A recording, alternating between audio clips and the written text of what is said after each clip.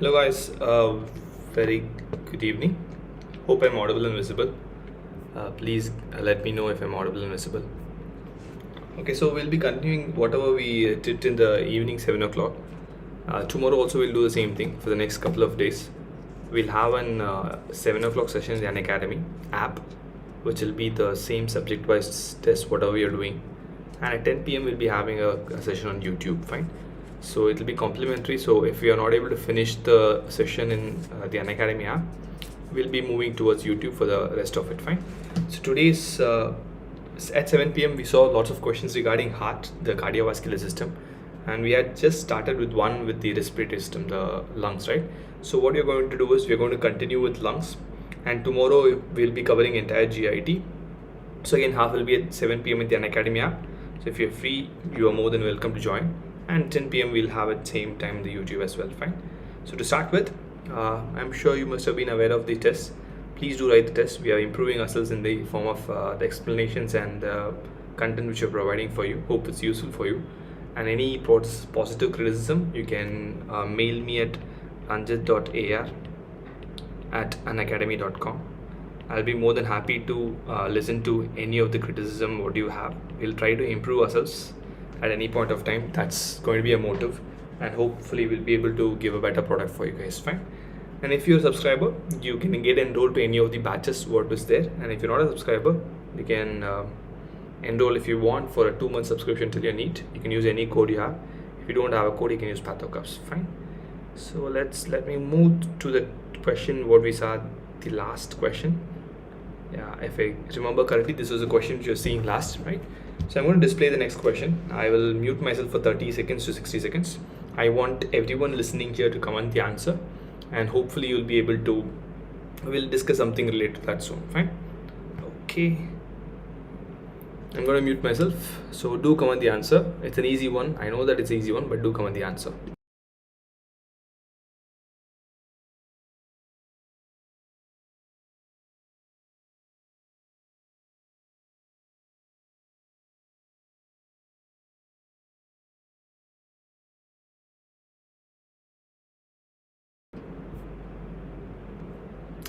Answers. Okay, SN has started with C. Anyone else? Jyotisha has gone with C. Sauvik has gone with C. Fabi has gone with C as well. Great. So the diagnosis is written there straight away, right? Even if the diagnosis is not given, it's a very, very classical history for us to diagnose, right? So what is this called as? The person is having a forward breathing with a pursed lip to facilitate the breathing. Clinically, you have two different types of chronic obstructive COPDs. One is your chronic bronchitis, and another is emphysema, right? Which of these two are called as blue bloaters? Emphysema or chronic bronchitis? Which one do we call them as blue bloaters?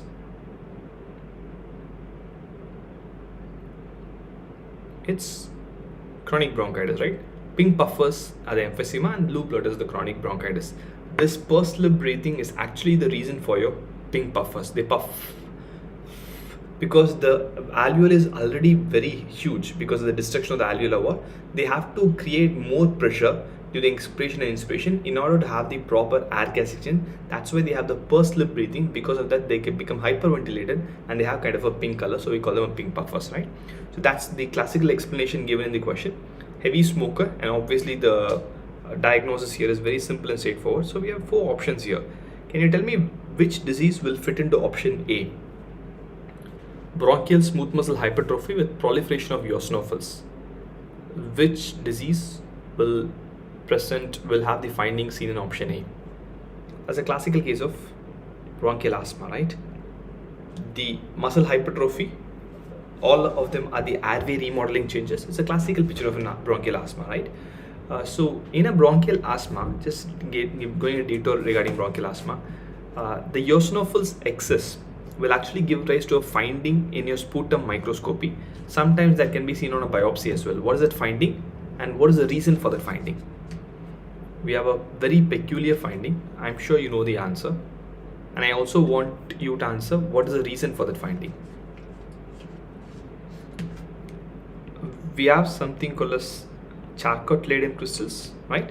Charcot-Leyden crystals are eosinophilic crystals. What is the reason for Charcot-Leyden crystals? What causes the Charcot-Leyden crystals? There's a content in the eosinophil granules. That was a PYQ. Okay, have you heard about galactin 10? There's a molecule in the crystals of eosinophils called as galactin 10. Galactin 10 is responsible for the Charcot-Leyden crystals. They are pink color eosinophilic crystals, which is made up of galactin 10 protein. Perfect, right? Okay, so option A will fit into asthma, right? What do you think option B will fit into? Which disease? Diffuse alveolar damage with leakage of protein-rich fluid into the alveolar spaces. Which disease will have the description for option B? That's a classical description for ARDS, isn't it? I'll come to your comment, Febi, of alveolar proteinosis. Fine. When I'm saying alveolar proteinosis, I don't use the term diffuse alveolar damage. The second part fits into alveolar proteinosis, where you have a protein-rich fluid into the alveolar spaces. Whenever the word diffuse alveolar damage comes, DAD, which is diagnostic of only one disease, which is ARDS, right? Protein-rich fluid, yes, one of the differential diagnoses, pulmonary alveolar proteinosis, obviously, fine. That will not have a DAD, diffuse alveolar damage, right? Option C here is our question, emphysema, right? So coming to emphysema in particular, if you have a patient with an emphysema, I am taking a biopsy for a patient with emphysema, will there be associated fibrosis in emphysema or not? Will you see any associated fibrosis in the microscope of emphysema? Is that a finding? No, right? There will be no fibrosis in case of emphysema because of the protein of the enzyme which destroys them. They doesn't let the fibrous tissue come inside. In spite of being a chronic inflammatory condition, emphysema will never have fibrosis because of the pathogenesis, right? What enzyme destroys the alveolar wall in emphysema? That's also a question. What enzyme do you think will destroy the alveolar wall in emphysema? That's your elastase, right? So elastase is the one which destroys the alveolar wall. That's one of the important things in the pathogenesis. That elastase will not let fibrosis set in case of an emphysema, right? Perfect. Okay. Option D, which disease do you think will fit into the description of option D? Permanent bronchial dilatation with chronic inflammation with bronchi filled with mucus and neutrophils. Vidisha, I'll come to your comment, it's fine. This will be a perfect description for your bronchiectasis, right? Perfect. There's a perfect description for your bronchiectasis, right? Great. Vidisha, your question was the one which protects us from emphysema, which is your alpha-1 antitrypsin. Alpha-1 antitrypsin is not the etiology. That's one which is going to protect from the destruction of elastase. In a patient with an alpha-1 antitrypsin deficiency, definitely there's going to be lots of alveolar damage which causes emphysema. Fine. Okay. Okay, I'll go to the next question. I'll mute myself for 30 seconds. Read the question and comment on the answer.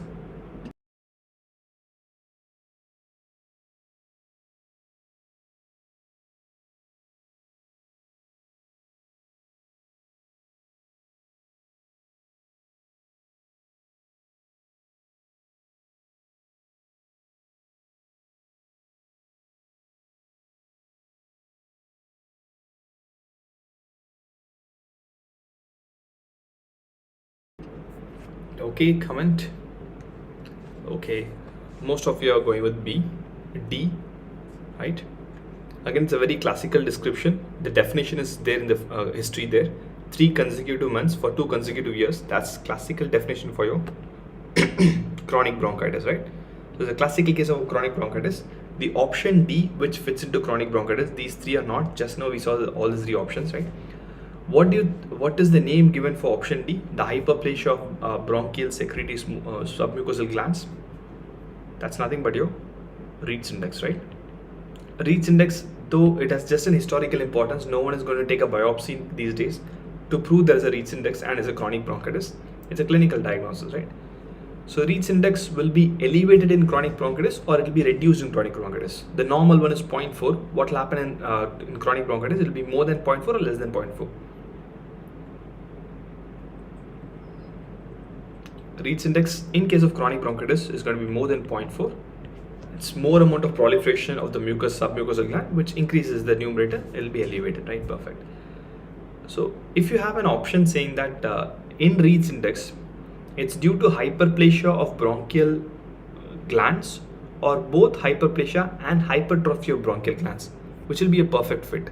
Is it only hyperplasia? Is it both hyperplasia as well as hypertrophy? It's actually both hyperplasia and hypertrophy. Though Reed's index concentrates only on the hyperplasia, there'll be increase in the size of the glands as well. It'll be both hyperplasia as hypertrophy if that option is given. If it is only hyperplasia given, I would go with only hyperplasia. But if both are there, please choose both. There'll be increase in size as well in addition to the number of the bronchial mucosal glands. Okay, great. Next question. Again, I'll mute myself for a few seconds, read the question and comment on the answer.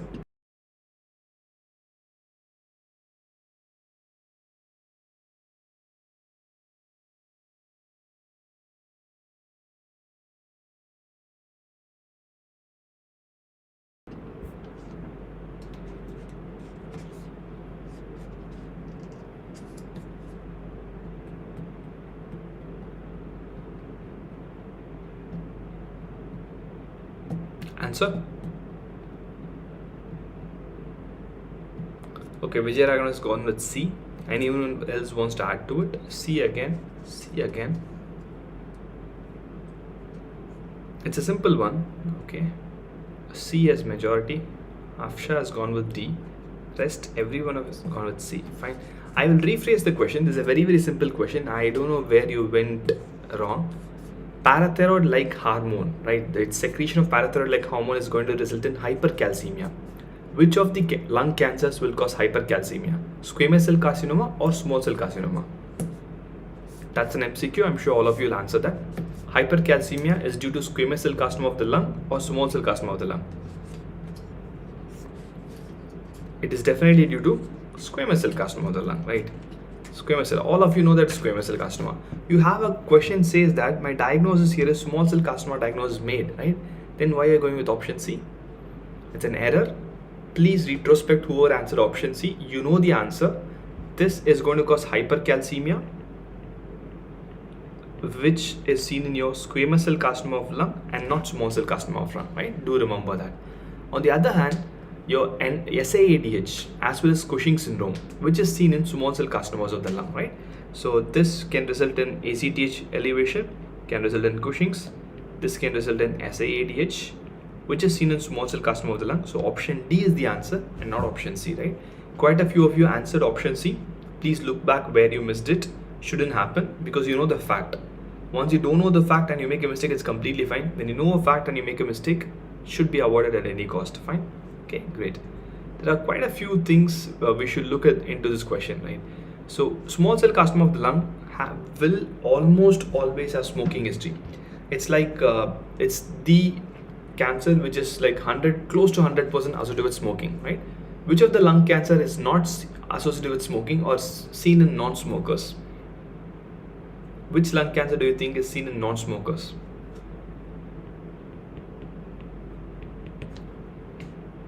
It's adenocarcinoma of the lung, which is not seen in, it's seen in non-smokers as well, right? Perfect. When it's squamous cell carcinoma, it's also seen in smokers, but the association of small cell carcinoma is more in smokers compared to squamous cell carcinoma. It's not just small cell carcinoma of the lung. You can see small cell carcinoma in the nasopharyngeal tract, in the pharynx, everywhere. That also is associated with smoking. Whenever you see this term anywhere in the body, it has a very, very close association with smoking. Do remember that, fine? Second, the location. Any neuroendocrine tumor will be a central mass only. Be it carcinoid or a small cell carcinoma, they will have be in and around the bronchus only, right? So, adenocarcinoma of the lung, what is the location? Central or peripheral?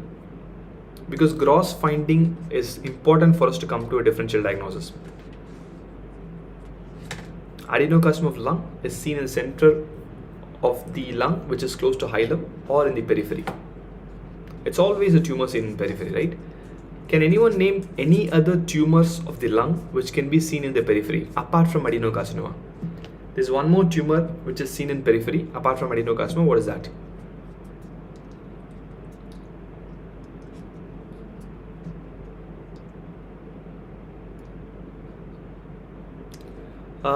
Mesothelioma obviously should be seen in periphery. Anything apart from that, mesothelioma is a pleural malignancy, so it has to come from the periphery only.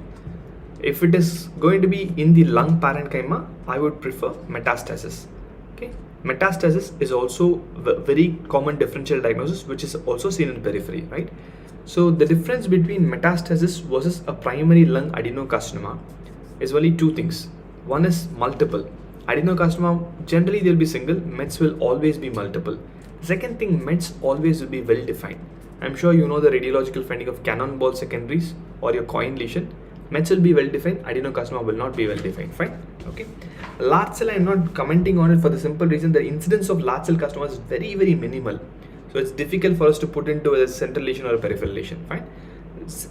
Next thing, if you remember your neuroendocrine tumors of the lung, we have different types of tumors like carcinoid, atypical carcinoid, and your small cell carcinoma, right? So when you come to this, let's take this bronchus and your lung parenchyma. Both carcinoid as well as your small cell carcinoma and atypical carcinoid, all of them will be seen in and around the bronchus, in and around the central lesion, all neuroendocrine lesions, right?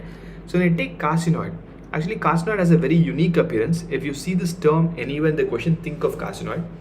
First question to you guys, carcinoid is a benign tumor or a malignant tumor? Carcinoid tumors of lung or GAT, is it benign or malignant? Because basics are the one which is very, very difficult for most of us. Carcinoid is benign or malignant?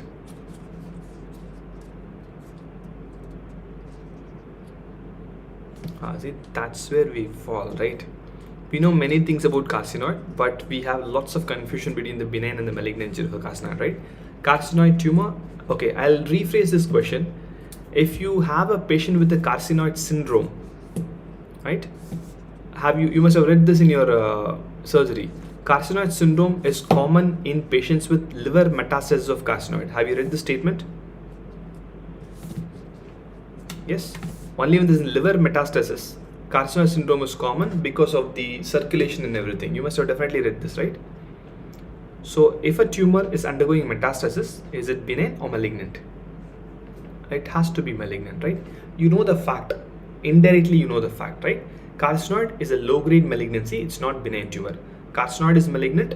Atypical carcinoid is also malignant. Small cell carcinoma is also malignant. The only thing is the grade. It's a low-grade malignancy carcinoid. Small cell carcinoma is a very high-grade malignancy, right? It's definitely malignant. It's not a benign condition. Fine. We'll come back to the thing what we started. So carcinoid tumor, what happens is, let's assume that we are having a lung parenchyma here, and the tumor originates in this lung parenchyma. It's a malignant tumor, right? So what happens is slowly it will start eroding the bronchus. It erodes the bronchus, and it will kind of go into the bronchus, right? It erodes slowly, and kind of penetrates the bronchus and grows here. This kind of looks like a collar button, right? So it's called as a collar button lesion. When you have something like this, I have one of the projections in the lung parenchyma. Through the bronchus, it projects into the bronchial lumen. So it looks like a collar button. Collar button lesion in lung means it's going to be suggestive of a carcinoid tumor only. It's like this, fine, okay? Because it has an intrabronchial growth, right? Carcinoid tumors are generally yellowish, orangish yellow in color because of the lipid and abundant things there, fine? Because it's in the endobronchial region, once the pulmonologist puts an endoscopy, your bronchoscopy, they'll see yellowish lesions in the bronchial lumen. So what is the most common differential diagnosis here? There's a very, very common differential diagnosis encountered in clinical practice. Carcinoid most of the time are mistaken for tuberculosis, because TB can also have an endobronchial growth. TB, the caseous necrosis, again will be having the same yellowish color, right? Remember, tuberculosis is a differential diagnosis of carcinoid tumor. Clinically, if you're going to ever become a pulmonologist or general medicine person, you should be able to know that, fine, okay? So all these three tumors, carcinoid, atypical, as well as small cell carcinomas, are neuroendocrine tumors. So can any one of you enumerate the IHCs? Immunohistochemistry, which is common for all these three things. All of them will have similar IHCs only. You know the answer. I want you to comment the answer.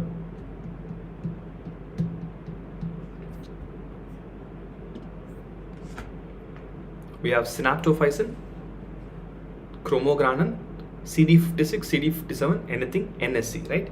Generally, it's synaptochromo, like you guys said. These are the main thing for us. and NSC 1, 56 and 57. Based on the availability, we can do that, right?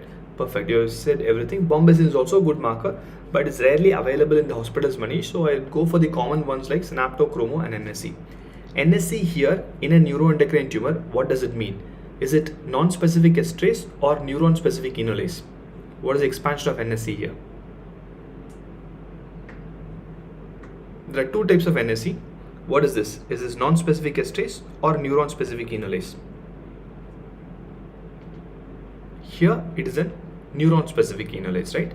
The NSC here is neuron-specific because a neuroendocrine tumor. The word non-specific estrase, the other NSC, where is it used? The other NSC, where do we use them? Non-specific estrase is used in AML. To be specific, AML M4, it's a monocyte marker. The non-specific estrase, the other NSC is a monocyte lineage marker. It's not a neuroendocrine marker, right? It's seen in acute myeloid leukemia, M4 and M5, you can see them, right? Perfect, great. Okay, so I told you that there are three variant types of neuroendocrine tumor: carcinoid, atypical, and your small cell carcinoma, right? Okay, so when you have three different types of tumors, what differentiate these three? If I'm going to give you a history saying that there is so and so tumor positive for synaptophytes and chromogranin, I'll not be able to differentiate carcinoid from an atypical carcinoid. There is one important thing called as mitotic count, which differentiates carcinoid from atypical carcinoid from small cell carcinoma. What is the difference in the mitotic count between these three? If it's carcinoid, what is the mitotic count? Atypical carcinoid and small cell carcinoma. What do you think is the difference in the mitotic count of these three things? This came in an exam once, so you have to know the difference in the mitotic count. You can comment on either one of the thing. We can easily extrapolate the rest. Okay, 2 to 10 per 10 high power fields, right? Perfect. So remember like whatever Dorothy said, that the easiest one to remember is your atypical carcinoid. I remember atypical carcinoid 2 to 10. Less than 2 becomes typical carcinoid, more than 10 becomes small cell carcinoma. That's all fine. Always in any classification, remember the center one. If it's 3 tier, the other 2 is going to be extremes of that, right? Perfect. Great. Okay, good. We'll go to the next question. Look at this and let's comment. I'll mute myself for 30 seconds. Look at the image as well as the question and comment.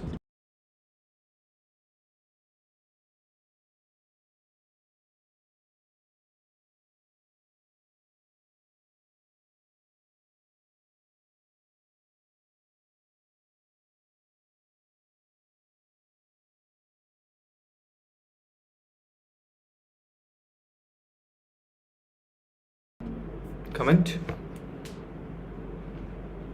Answers. It's a simple one. Okay, first diagnosis and then the answer as well.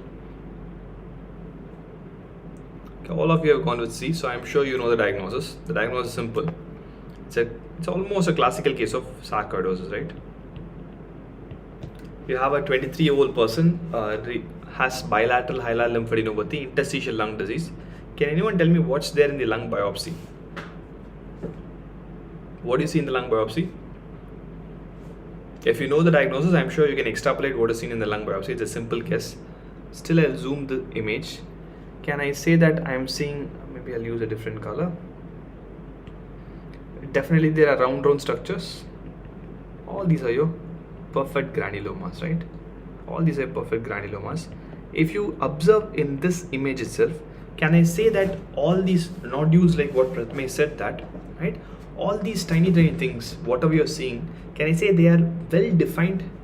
In other words, they're not fusing with each other, right? All of them are actually separated from each other. That's actually a characteristic finding seen in sarcoidosis. If you see all of them are separate, right? So definitely, like Chakravarti said, it's a non-necrotizing, or if you want to use the non-caseating granuloma, that's first thing. There are few characteristic finding for a sarcoid granuloma, right? One is non-necrotizing. Can anyone add the others? There are few characteristic finding which tells me it is sarcoid granuloma, not a tuberculous granuloma. What are other findings apart from your non-necrotizing or non-caseating granulomas? You know that. We have read that before. Great. That's one important thing, like Chakravarti said, that there will be no lymphocytes around, right? It's called as a naked granuloma. First, they'll be discrete.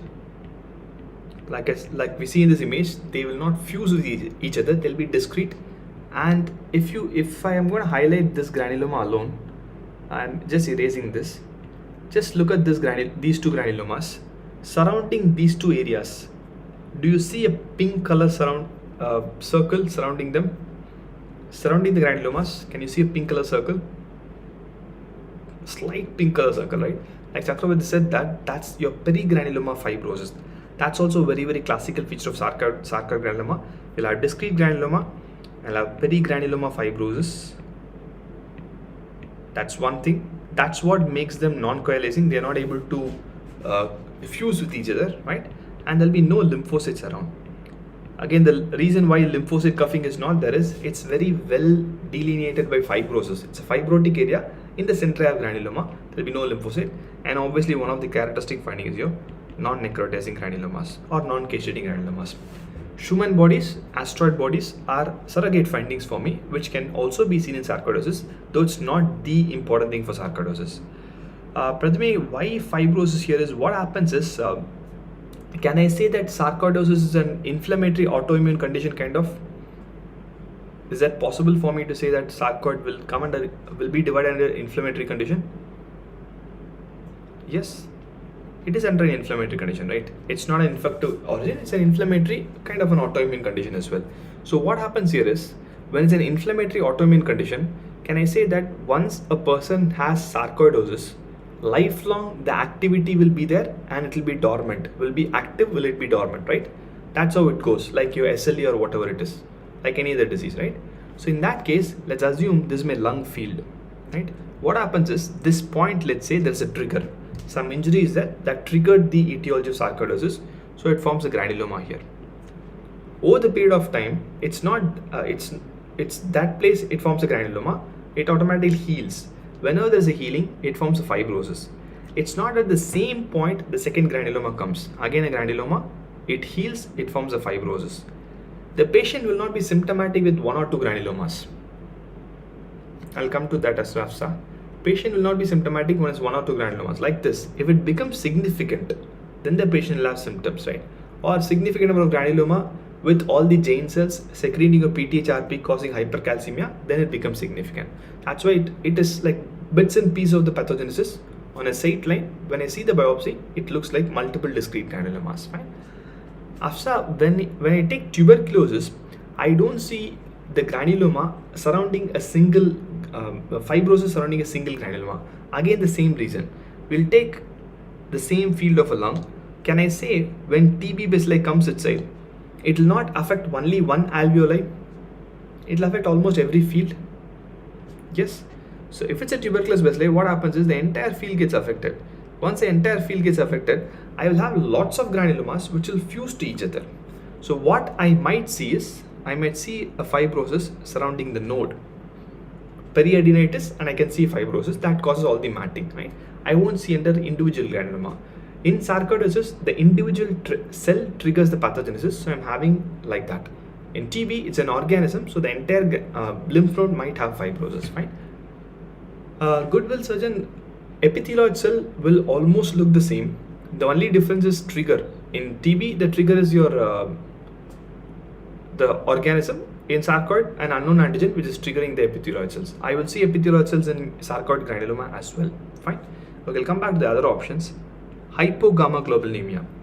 Do you think will there be any change in the immunoglobulin levels in sarcoid? If so, what change?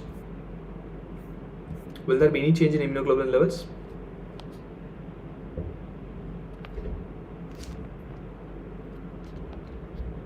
Will there be a change or not? That's the first question. Sarcoidosis will have changes in immunoglobulin levels. It's an again inflammatory autoimmune condition, so there will be an hypergammaglobulinemia.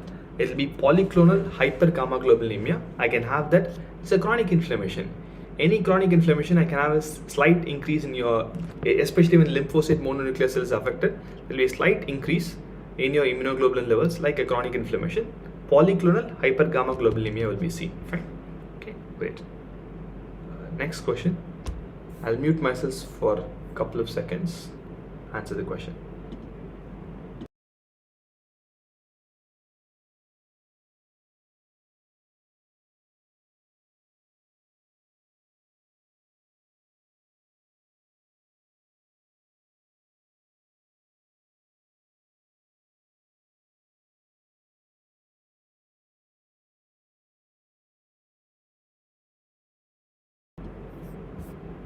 Answer.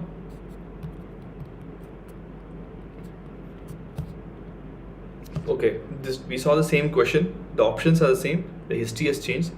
We seeing attacks and frequent episodes over the period of years. That's a classical case of bronchial asthma.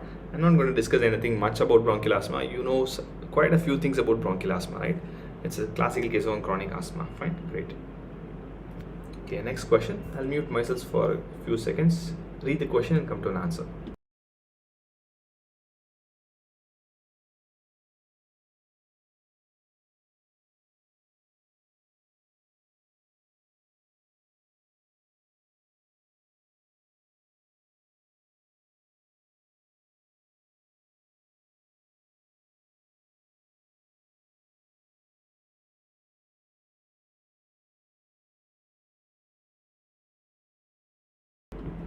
Answer. Okay, Samrat has started with C. Anyone else wants to add? C again. Okay, great. It's 25-year-old with progressive weakness for several days and non-productive cough, fever, malaise. What made you think of an interstitial pneumonia? Is it the cold agglutinins or something else? All of you have answered C, which is an interstitial pneumonia with Mycoplasma pneumoniae. What made you think of an interstitial pneumonia? Is it the cold agglutinins?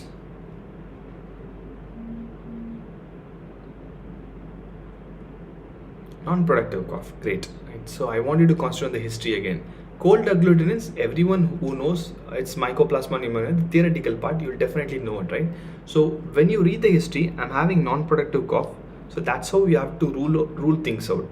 Unlikely to be bacterial pneumonia, unlikely to be in Pseudomonas aeruginosa. It's not possible for a Streptococcus pneumonia or a Pseudomonas to have a non-productive cough, right? So these two still are possibilities for me. PCP again will not be a non-productive cough. What is the classical presentation for PCP? Pneumosis carinii or Girovisi pneumonia. You have a very classical presentation. It's cough with. It's a very, very classical presentation. I had a case of PCP today. Very classical presentation. What is that? You know that. You must have read this for sure. If you have any questions saying frothy sputum, immunocompromise is there, symptom wise.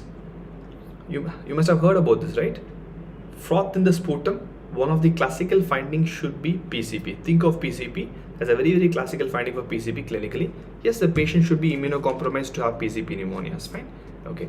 Cold agglutinin, it's definitely one of the possibilities when you have a Mycoplasma pneumonia. So non-productive cough, it's definitely an interstitial pneumonia with cold agglutinin, a possibility of Mycoplasma pneumonia, right? So we'll take a detour and go to cold agglutinin.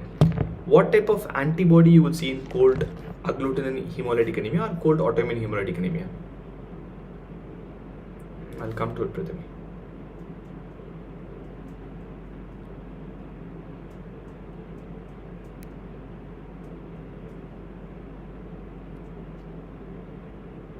You will see some, but don't worry.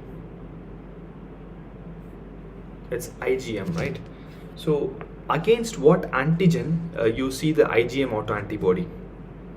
Warm autoimmune hemolytic anemia will have antibodies against one particular antigen. Cold autoimmune hemolytic anemia also will have antibodies against one particular antigen. What is that?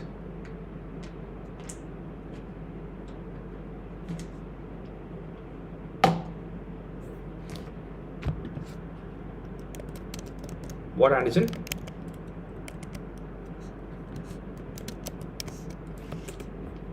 It's IgM only. Against what antigen? P antigen Chakravarti, is it against cold agglutinin type of hemolytic anemia? If it's cold autoimmune hemolytic anemia, it's PCP is P antigen, right? I antigen is what we have the antibody against in cold autoimmune hemolytic anemia. RH in warm, and your paroxysmal cold hemoglobinuria, you'll have it against your P antigens. Fine. Okay.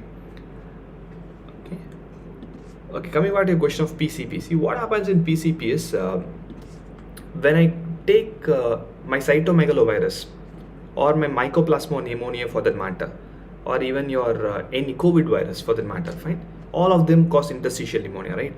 Am I right in saying that all the organisms, mycoplasma, COVID, or your CMV, they are obligate intracellular organisms? They'll definitely grow inside the cells only. Yes. I'll repeat after. Yes, they are obviously, they grow only inside the cells. In other words, when I have all these organisms, if I'm having a pneumonia, can they grow in the alveolar fluid? Is that possible for a COVID or your HIV or whatever it is to grow inside the alveolar fluid? It is not possible, right? So when it's not possible, it will infect the interstitial cells. What happens with PCPs? PCP can grow in the extracellular protein-rich alveolar fluid, right? So here, if I have an alveoli, I'm going to have lots of, let's say, proteinaceous material here. PCP can grow here. When PCP grows here and it multiplies, it's an organism in a fluid. It automatically is going to send out gases that causes froth. When the person coughs out, the froth in the alveoli automatically comes outside, right? So PCP is the one which can grow in the extracellular alveolar fluid as well. That's the reason it causes froth in your sputum. Fine, clear, Prathmesh? Okay. You have warm autoimmune hemorrhagic anemia. Sorry. In there you'll have antibodies to RH antigen. In your cold autoimmune hemorrhagic anemia, it's going to be an I antigen. There is something called paroxysmal cold hemoglobinuria, not your paroxysmal nocturnal hemoglobinuria, the paroxysmal cold hemoglobinuria. Here it is against P antigen. Fine.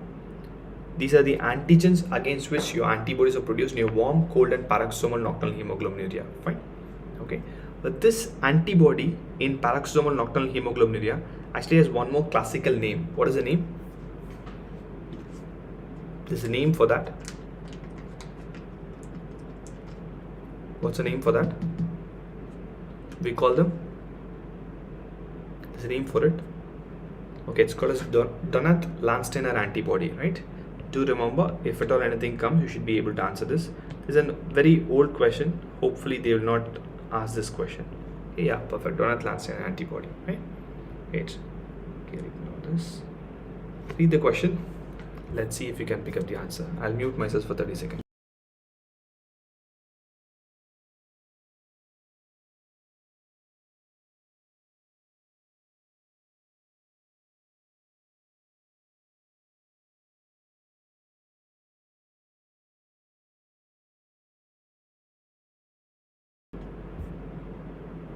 Answer?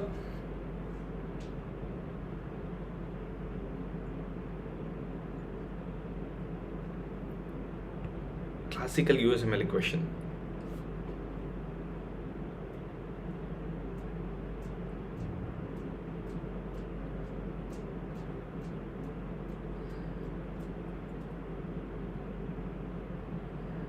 Okay.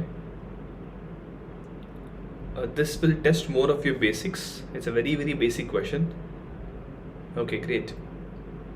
I'll read through the question. A person present with fever, hemoptysis after trip to Asia. The chest radiograph shows a cavity lesion in the lung, and your tuberculin test is showing a wheal reaction. Sputum reveals lots of acid-fast bacilli in the culture. The patient has contact precautions and ATT was started, right? So which of the following will fit into the diagnosis? It's not HIV. See, it need not be always tuberculosis should be associated with HIV only. It's more commonly there. There is no problem with congenital immunodeficiency for the simple reason, till 46-year-old, the patient didn't have any symptom. If it is a congenital immunodeficiency problem, the symptoms must have started much earlier, right?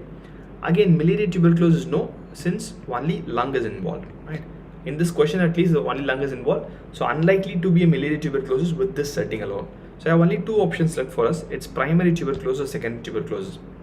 If it's primary tuberculosis, like you guys said, that cavity should never be there. Primary is just the Gons focus, that's all. Maximum the Ranke's complex, right? Since the question has a cavity associated with hemoptysis and everything, it has to be in secondary tuberculosis. Could be in reactivation of the primary site, or could be a new site, whatever it is. It's a secondary activation. It's definitely not a primary tuberculosis, right? Okay. Next question. Read through the question. It's a simple one. Again, I'll mute myself for 30 seconds.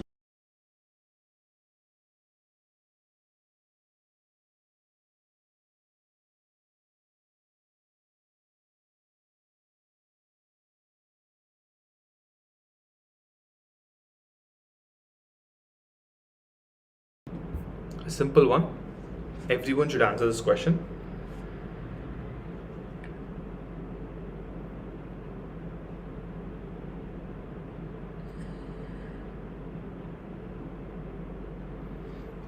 Okay, so we have split answer between option C and option D. Fine. An idiopathic pulmonary fibrosis and then malignant mesothelioma of the pleura.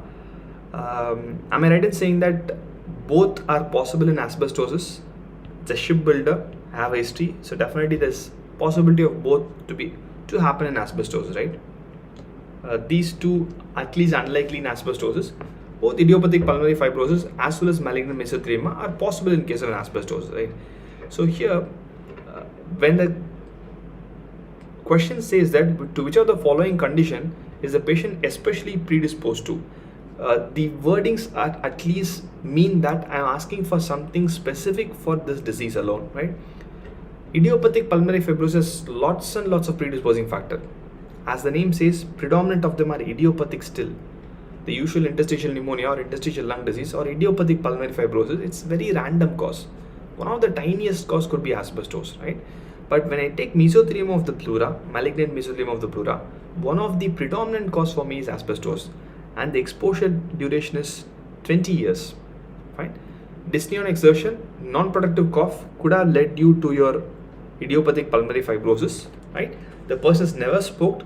The patient is definitely predisposed to malignant mesothelioma, but this patient could have been suffering from idiopathic pulmonary fibrosis for sure, because when there's non-productive cough, there's no predisposition there. Might already have the disease, right? So in future, its predisposition means it's risk for. Definitely the patient has a risk for a malignant mesothelioma over an idiopathic pulmonary fibrosis in this question, right? In mesothelioma, most of the questions will be directed against neoplasm only, because non-neoplastic cause of mesothelioma is generally underplayed. We don't focus on that specifically, fine? Okay. Since we are in mesothelioma, I'm not going to ask this famous question of which is more common and which is more specific.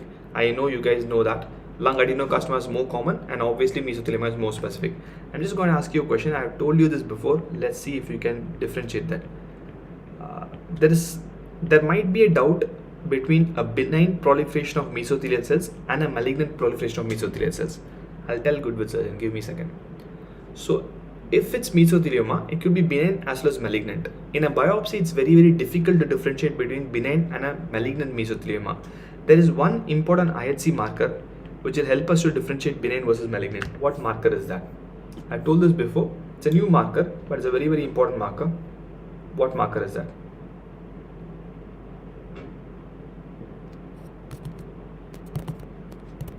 It's BAP1. BAP1 is positive in case of a malignant mesothelioma. It is not positive in case of a benign proliferation of mesothelial, benign reactive proliferation of mesothelial cells. If it all asked, you should be able to answer that. Fine. 34 is a bit of a non-specific marker. It can be positive in many conditions. It's a stem cell marker, right? I'm not going to rely on that much. Fine. Okay, Goodwill surgeon, what do you want about silicosis? It's an occupational lung disease. The most common occupational lung disease, obviously, right? So when a person is working in a sand mining or a glass manufacturing industry, they're going to inhale that, right? So I'll ask you a few leading questions regarding silicosis so that the entire topic gets covered, right? Which is the most fibrogenic form of silica? There's one form of silica is definitely very much fibrogenic compared to the other forms of silica. Which is the most fibrogenic form of silica?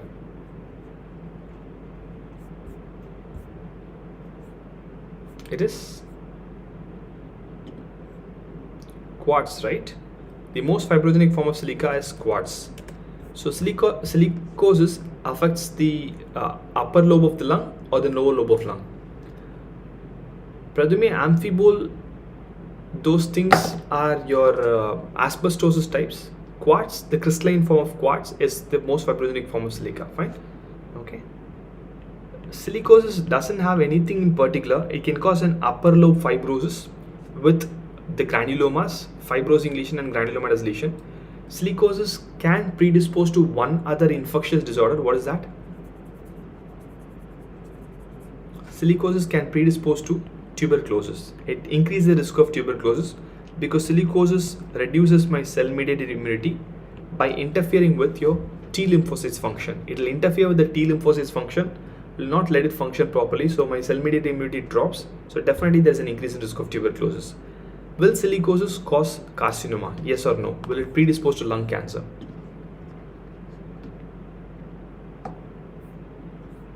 Will there be a predisposition to lung cancer in case of silicosis? Yes, definitely silicosis can cause lung cancer. It will increase the risk of lung cancer, obviously lung adenocarcinoma. Will co-workers pneumoconiosis cause lung cancer? Will it predispose to lung cancer? CWP, co-workers pneumoconiosis.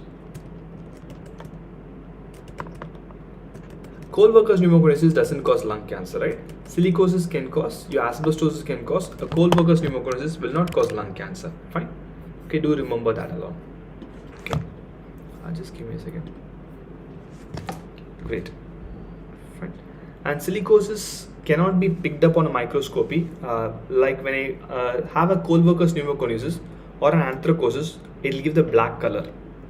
Your asbestos fibers will have the ferruginous body, the brown color. Silica particle doesn't have a color. So I use a special test or a procedure so that I can pick up silica particles. What procedure is that? I cannot pick up on a normal light microscopy since it's a sand particle. So what should I do to pick up silica particles?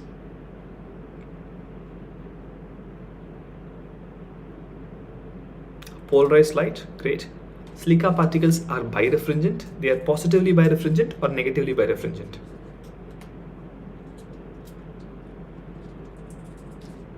They are positively or negatively birefringent. They are definitely birefringent and they are positively birefringent, right? Gouty crystals are negatively birefringent. Silica particles are positively birefringent. Do remember it. Okay.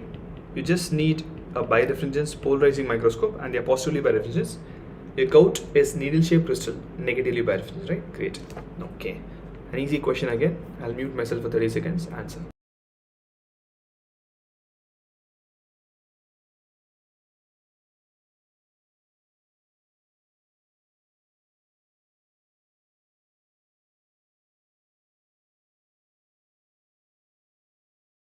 Answer.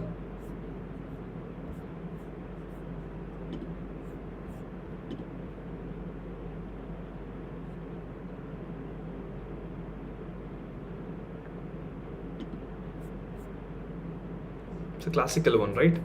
A very classical case of your prematurity, an infant born, and hyaline membrane disease, right? 28 weeks, and because of the reduction of the surfactant, maturity of the surfactant, there is more of same problem happens, diffuse alveolar damage and cause an hyaline membrane disease, right? If I'm going to give you a microscopy of an hyaline membrane disease of an infant versus an ARDS, can you differentiate them both? Is that possible for anyone to differentiate hyaline membrane disease of a newborn versus an hyaline membrane seen in ARDS? Is it possible to differentiate?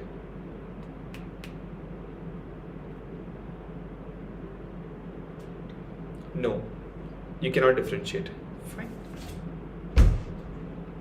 You'll not be able to differentiate the surfactant deficiency hyaline membrane from an ARDS hyaline membrane because the outcome is the same. Everything looks the same. The only difference is the pathogenesis.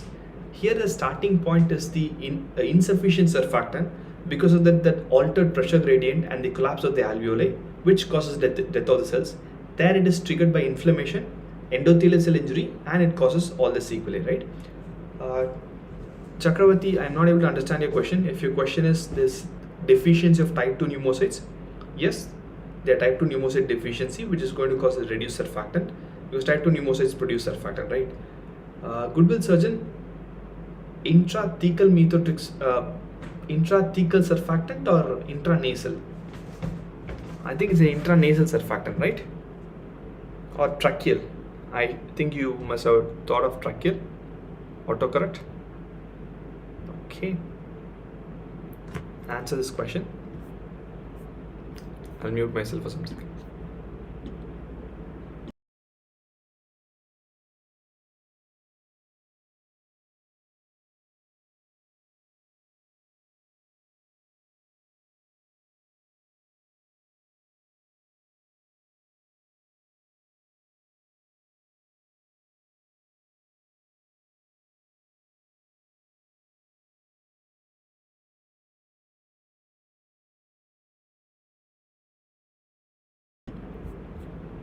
Okay, again, this question is to make sure if you're missing the first part, in order to remember that cavitation is a classical finding for secondary activation of tuberculosis.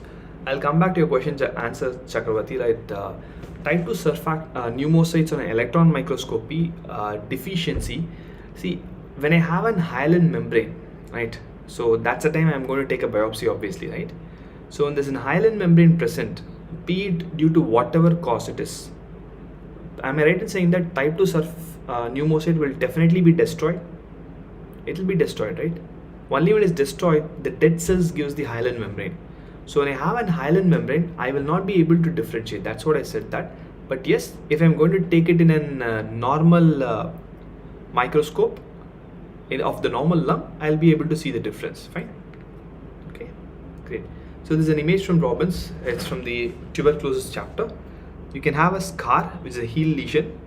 Caseation can be there in the lymph node as well as in your Gons complex, in your primary complex. Both can be considered as a primary complex. The infections and the localized caseation. This caseation can go to a scar and become dormant completely, or it can become latent. Most of us would have been in this latent phase because undoubtedly would have got exposure to tuberculosis bacilli. If you do Manto, most of us will be positive because you've been in the hospital, undoubtedly be positive. Reactivation happens whenever there's a drop in the immunity or secondary reinfection, whatever it is. Once it's reactivating or a primary lesion due to reduced immunity, it can progress to secondary tuberculosis as well. Fine. It can go to different organs in the miliary form, or it can be localized and destructive caseating, which results in your cavity. Again, the secondary form of tuberculosis.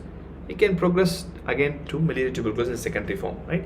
Miliary tuberculosis can be a product of both progressive primary as well as secondary, but cavity is always a outcome of a secondary tuberculosis only. Cavity can never be seen in primary tuberculosis. Primary can become miliary, do remember it. Secondary can also become miliary, but primary can never become a cavity lesion, right? So these are the various morphological forms of tuberculosis. So very, very basic things you must have read in your second year, just to recollect those knowledges, right?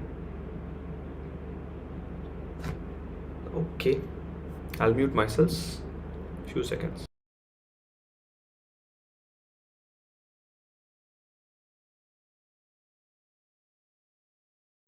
I'll answer your question, brother.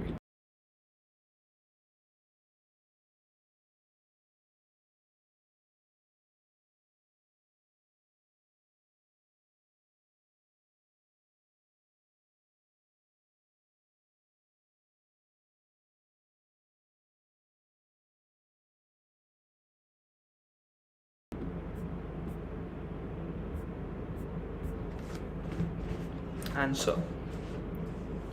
Great. That's a classical case of your idiopathic pulmonary fibrosis, right? And ILD, there is no treatment as of now. If I can find an ILD or an usual interstitial pneumonia before the onset of honeycomb lung, right, just before the onset of pathogenesis, what are the experimental therapy available in order to make sure the patient survives for a longer time? There are few experimental drugs which has worked very well. The only problem is it's difficult to diagnose them on an earlier stage. What are the drugs available? It's fibrotic disorder, right? Which inflammatory mediator is associated with fibrosis? Transplant of the lungs, yes, for sure. The inflammatory mediator which is associated with fibrosis is TGF. So anti-TGF inhibitors are in research, they are experimental. And again, if you are identifying them bit early before fibrosis, they do work beautifully, because unfortunately it's an amalgamation of both your inflammatory activation, overactivation, as well as some genetic disorder or an old age. I cannot alter this genetic disorder in old age. What I can alter is the outcome. TGF beta results in the fibrosis. So if before fibrosis sets in significantly, if I can identify them, we can give anti-TGF, and that will definitely reduce the incidence of fibrosis and the long-term prognosis of the patient. Fine. Great. Okay, read this question and give an answer. I'll mute myself for some time.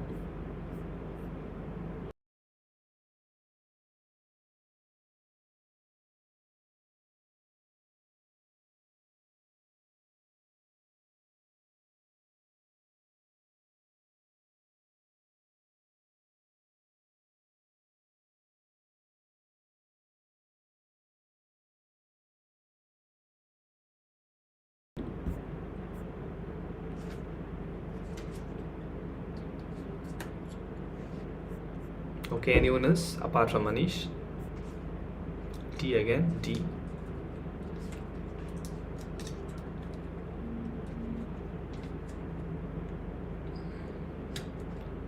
Okay, great. So, poorly formed glands. When I see in a biopsy of the lung poorly formed glands, there are two different possibilities. One obviously is adenocarcinoma primary. The second one you should always remember is a metastatic adenocarcinoma. That's where my history comes into play. There is no evidence of primary tumor elsewhere in the body, so it's most likely in primary lung adenocarcinoma, because that also will be peripherally located mets as well as this, right? So primary lung adenocarcinoma, it's not positive for synactophysin, obviously. We just saw that it's positive for neuroendocrine tumor. Can any one of you tell the two markers which is required to diagnose primary lung adenocarcinoma? I need both of them. You know both of them. There are two important markers which is useful to diagnose primary lung adenocarcinoma. What are they? TTF1 and napsin A, right? Both TTF1 and napsin A is positive in case of primary lung adenocarcinoma. Don't ask me which is better. It's more or less the same sensitivity and specificity, but both are done together so that I don't miss any case of primary lung adenocarcinoma. Fine. Associated with squamous dysplasia at the periphery of the tumor. No. Squamous metaplasia and dysplasias are seen as a precursor to squamous cell carcinoma, not an adenocarcinoma. It's definitely not an adenocarcinoma, squamous cell carcinoma. So that's not the answer here. Fine. Most likely to be metastatic. Since I have a history of no evidence of primary tumor elsewhere, it's unlikely to be metastatic. Fine. If it is not a metastatic lesion, even if it's a metastatic lesion, let's assume it's a metastasis to the lung. Can you do a surgery? Is surgery indicated in mets? Surgery is not indicated in metastasis, right? Generally, if it's a stage 4 metastasis, surgery is not indicated in case of metastasis of lung, any metastatic tumor. So I'm not going to do that here as well, right? Even if it's metastasis, surgery is not indicated. So the option C is anyway factually wrong, and it's not going to fit into our cases also, right? One of the possibilities is my positive for an EGFR mutation. Yes, obviously adenocarcinoma is positive for EGFR. There are two more mutations which are very important for adenocarcinoma. What are they? There are actually three important mutations which you have to remember in lung adenocarcinoma. Please don't forget this because it has therapeutic values. One obviously is KRAS, EGFR and ALK. Right? These are three important things which you have to remember. You can see multiple mutations. You can see lots of them. These three are recommended by treatment protocols to do before starting therapy. The ideal way is to do an NGS, which might not be affordable at some point of time, but these three are very important. The reason for this is EGFR and ALK. EGFR is very common in Asian population. If it is positive for EGFR and ALK, there are targeted therapies available. You can target this treatment and the patient might have a better outcome, right? Yeah, MET, RET, ROS1, many things are there, but these three at least you have to remember them. The problem with KRAS is, whenever you see KRAS, it's definitely poor prognosis, not just in lung adenocarcinoma, in pancreas, in your colon, wherever you see KRAS, there's no targeted therapy which will kill KRAS. There is no target for RAS. We did find a target for RAS couple of years back, but again within a year it became resistant, right? RAS is one of the worst mutations to have. You must have read two common things, right? The most common mutation in proto-oncogene is RAS, and the common mutation in the overall is P53. Both of them are worst. If RAS is gone, worst. P53 is gone as worst. I do have only one option, chemotherapy, because there's no target for both of these guys. Fine. Okay. These three don't forget. Others, if you remember, it's great.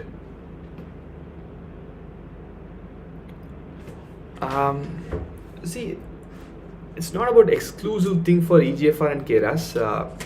Some mutations, right? It might be applicable for many things. What it is said that is when I take an hierarchy of an EGFR is an epidermal growth factor receptor.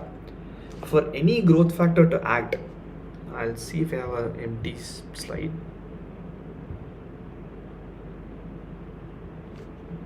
I'll use here. For any growth factor to act, what should happen for me is I need a growth factor. It should act on a receptor. When it acts on a receptor, it goes via transcription pathway. It goes via transcription signals. Then it goes via my nuclear pathways, and that causes cell division, right? This is how every growth factor acts, or any proto-oncogene acts, right? So if I have mutation here in a growth factor, whatever is a problem downstream is not going to affect the mutation. In other words, if I've got this mutation, this doesn't matter. If it's mutated or not, I'll have a cancer because the growth factor is already mutated, right? In the same sense, if my EGFR is mutated, my epidermal growth factor receptor is mutated, the downstream signaling pathway is RAS, right? So which means if EGFR is mutated, RAS mutated or not doesn't matter for me. Anyway, it's going to cause cancer, right? So EGFR and RAS are not kind of exclusive. Where exclusivity is more pronounced is your c-KIT and your CD117 and your GIST and your PDGFRA. That's very exclusive. When you see CD117 in GIST, it can never be PDGFRA positive. The same concept, receptor and its transcription pathway. Fine. So the same hierarchy, if the top one gets mutated, the other might not be mutated because it follows the same hierarchy. Fine. I hope I made some sense in that. Right? We'll see when we come to GIST. It will be much more clear when we come to GIST. Okay. Fine. Okay, I think we'll call it a day today. Tomorrow at 7 p.m. if you guys are free, you can download the Unacademy app in the link shown below, and we'll try to cover GIT tomorrow, maybe at 7 and 10 in the same way. Right? I want to cover quite a bit of questions in GIT. GIT is vast. We'll start with salivary glands, your esophagus, small intestine, stomach, and large intestine. Fine. You have any doubts?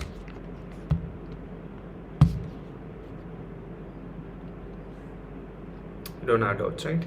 You never had doubts. Okay, great. If there are no doubts, we'll call it a day. Sleep well. Good night. Bye-bye.